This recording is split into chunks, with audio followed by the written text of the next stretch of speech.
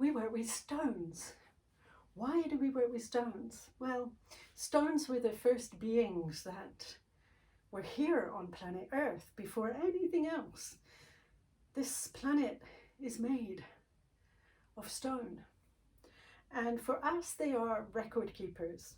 And so we work with stones. I have a mesa that has 13 stones that I've worked through process after process. They've been through the fire with me. They've been through many transformations with me. I've always been a collector of stones, and here, for example, is just a tiny portion of the stones that I've collected from rivers, from woods, from sacred places. They call to me, and each one has its own story to tell. And also they have helped me. So we work with them in lots of different ways. Sometimes I've got two beautiful stones here that sometimes we use them to just give ourselves a cleanse, just taking off the huta, the heavy energy that sometimes we get stuck with, whether it's physical or emotional. We can use the stones to cleanse our field.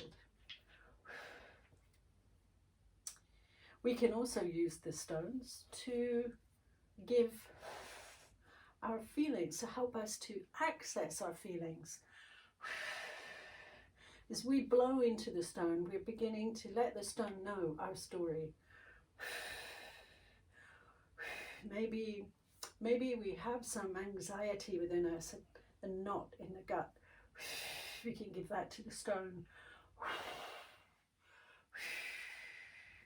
Maybe it's something like a tightness in the heart or in the back. And we don't have to give it any kind of story or meaning, although we can if we want to. If we have a story wrapped around these feelings, we can give that to the stone.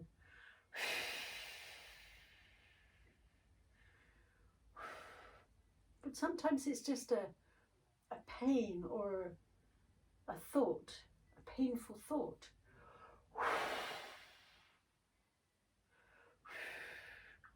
What's beautiful about stones is they will hold it for us so that we don't have to hold it within us. And then we can give that back to Pachamama, to Mother Earth.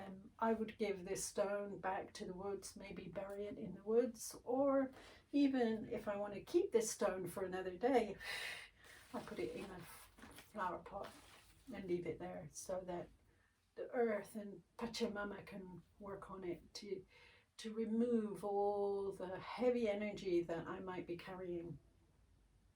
I want you to try it for yourself. This is a beautiful way of working with stones and also working with yourself, because as you blow into the stone, things begin to bubble up and you can give it more and more of the things that aren't serving you to the stone, and then give it to Pachamama, give it to Mother Earth. Another way of working with stones is to read them. You pick up a stone and begin to read what you see in the stone, whether on this particular stone there's a little pathway, it looks like footsteps. Footsteps. So I could tell a story about that, what these footsteps mean, and where are they headed.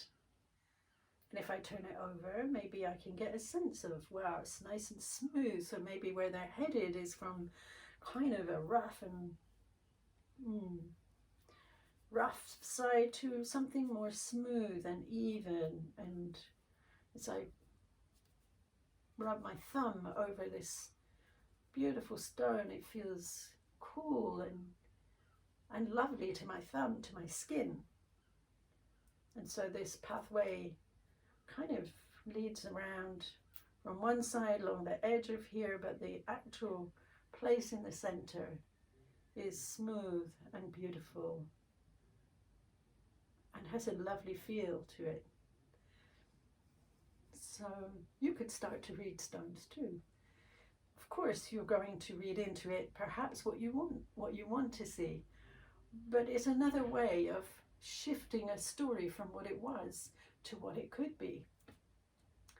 So these are ways to work with our stones, and I really recommend you find a stone, any stone, and let it work for you, with you. It's like Mother Earth wants to work with us. Thank you for hearing me.